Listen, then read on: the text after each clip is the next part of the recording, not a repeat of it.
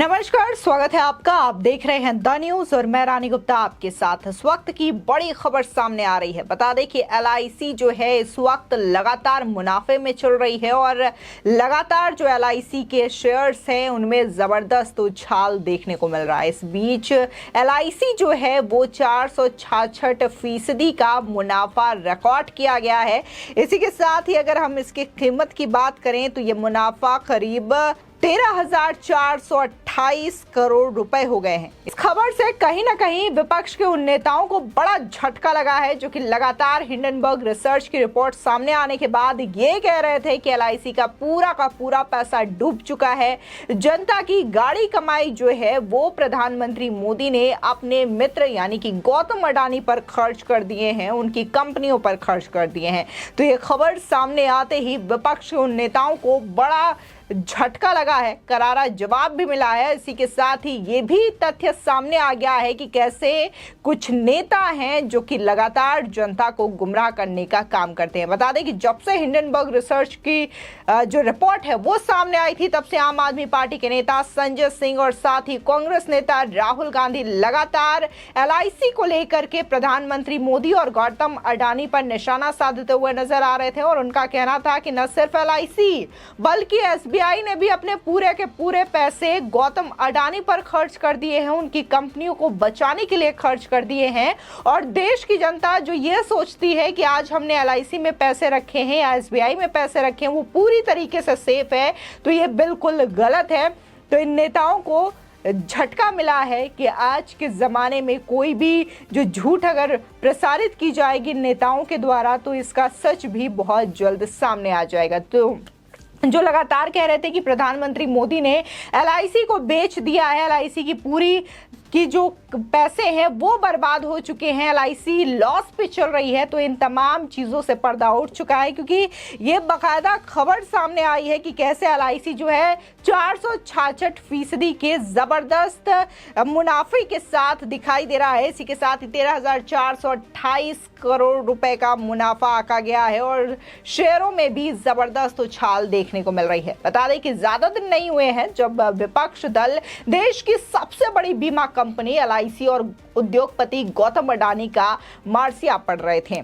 ये दुष्प्रचार Hindenburg research की एक विवादित रिपोर्ट के बाद शुरू हुआ था। अब एलआईसी ने वित्त वर्ष 2022-23 की चौथी तिमाही के नतीजे जारी कर दिए हैं। इससे साफ पता चलता है कि बीमा कंपनी का मुनाफा 466% बढ़कर करीब 13,428 करोड़ रुपए हो गए हैं।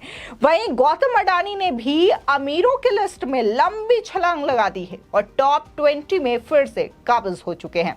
बता दें कि रिपोर्ट के मुताबिक भारतीय जीवन बीमा निगम ने चौथी तिमाही में 13,427.8 करोड़ रुपए का मुनाफा कमाया है। एक साल पहले इसी तिमाही में एलआईसी का मुनाफा 2,371 करोड़ रुपए था। बीमा कंपनी ने बुधवार यानी कि 24 मई 2023 को ये नतीजे जारी किए हैं।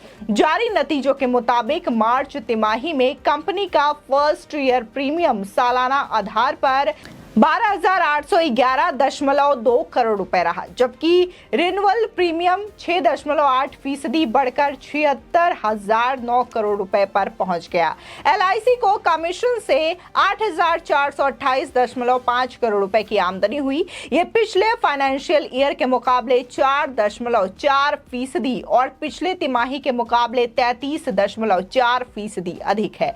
अच्छा खासा मुनाफा कमाने के बाद अब बीमा कंपनी ने अपने निवेशकों को भी रिटर्न गिफ्ट देने का फैसला किया है।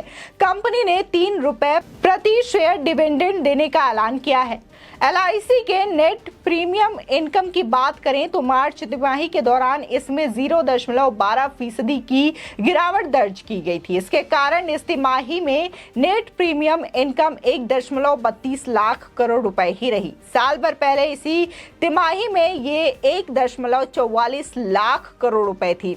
इसके साथ ही मार्च तिमाही में एकीकृत आधार पर कंपनी की कुल आमदनी घटकर 2,01,022 करोड़ रुपए रह गई, जबकि पिछले वित्त वर्ष की समान तिमाही में यह आमदनी 2,15,487 करोड़ रुपए थी। बीमा कंपनी ने निवेश से भी कमाई की है। बता दें कि जनवरी से मार्च 2023 के दौरान LIC ने इन्वेस्टमेंट से रिटर्न के रूप में 67,846 करोड़ रुपए की कमाई की है। रिपोर्ट के मुताबिक देश के सबसे बड़ी बीमा कंपनी ने सिर्फ 2 महीने में ही अडानी ग्रुप के शेयरों से 5,500 करोड़ रुपए की कमाई कर ली है। बता दें कि LIC अडानी ग्रुप की कंपनियों में एक बड़ा संस्थागत इन्वेस्टर है। अडानी ग्रुप में LIC के निवेश की कीमत अब 44,600 करोड़ रुपए के पास पहुंच चुकी है। बिजनेसमैन गौतम अडानी के शेयरों में भी तेजी का सिलसिला लगातार जारी है। इसी का नतीजा है कि उन्होंने एक बार फिर से दुनिया के टॉप 20 अरबपतियों के लिस्ट में अपनी जगह बना ली है। रिपोर्ट के मुताबिक 18 मई को गिरावट के साथ अडानी की नेटवर्थ 52.4 अरब डॉलर पर आ गया था, लेकिन पिछले 3 दिनों में अडानी का नेटवर्थ 64.2 अरब डॉलर पहुंच गया है। इसका मतलब ये हुआ कि 18 मई के बाद से गौतम अडानी की कुल संपत्ति में 11.8 अरब डॉलर यानी कि करीब 98,000 करोड़ रुपए का इजाफा हुआ है। इसी के साथ ही दुनिया के सबसे अमीरों के लिस्ट में 24वें नंबर पर काबिज अडानी अब सीधे 18वें नंबर पर पहुंच चुके हैं। बता दें, दरअसल देखने को मिला था कि हाल ही में जो याचिका दायर की गई थी और इसी के साथ ही अडानी ग्रुप की कंपनियों को लेकर के जांच की मांग उठाई गई थी, जिसके बाद सुप्रीम कोर्ट ने बकायदा सेबी को ये जांच के आदेश दिए थे और सुप्रीम कोर्ट ने एक जांच कमेटी भी बनाई थी, जिसके बाद इसे लेकर के जांच चली। सेबी ने अपने तमाम रिपोर्ट पेश किए और जो आरोप लगाए गए थे कि कैसे अडानी ग्रुप ने अपने शेयरों को लेकर के मैनिपुलेशन किया है, ये तमाम चीजें झूठ साबित हुई और सुप्रीम कोर्ट के द्वारा अडानी ग्रुप को क्लीन चिट दे दी गई थी। एक बार बड़ा झटका विपक्ष को वहां लगा था, क्योंकि बार बार अडानी ग्रुप को लेकर के विपक्ष ये कह रहा था कि प्रधानमंत्री मोदी जो हैं वो अपने दोस्त को बचा रहे हैं, इस मामले में कुछ नहीं बोल रहे हैं, कोई जांच नहीं करवा रहे हैं, लेकिन देश की सर्वोच्च न्यायालय यानी कि सुप्रीम कोर्ट ने ही गौतम अडानी को क्लीन चिट दे दी।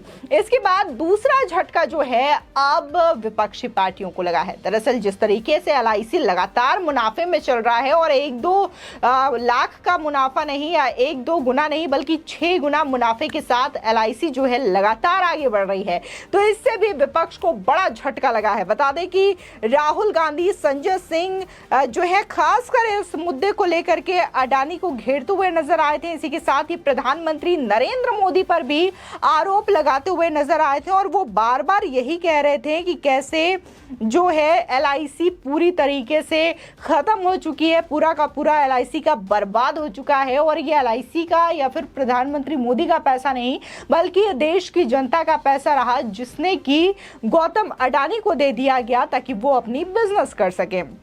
बता दें, इसी मामले को लेकर के अभी हाल ही में यानी कि 18 मई को ही राहुल गांधी ने ट्वीट किया था और कहा था कि LIC का मार्केट कैपिटलाइजेशन मई 2022 में 5.48 लाख करोड़ है, जबकि मई 2023 में 3.59 लाख करोड़ है, गिरावट 35% की। साहिब का बस एक ही फोकस है, सेठ को कैसे बचाएं, चाहे जनता की मेहनत की कमाई लुट जाए या शेयर धारकों का निवेश डूब जाए। ये अभी हाल ही में राहुल गांधी ने एक बार फिर से आरोप लगाया था और अगर बात हम आम आदमी पार्टी के नेता संजय सिंह की करें तो वो लगातार इस तरीके से आरोप लगाते हुए नजर आए हैं। बता दें कि अमेरिकी फर्म हिंडनबर्ग रिसर्च की रिपोर्ट के बाद अडानी ग्रुप के शेयरों में भारी गिरावट दर्ज की गई थी।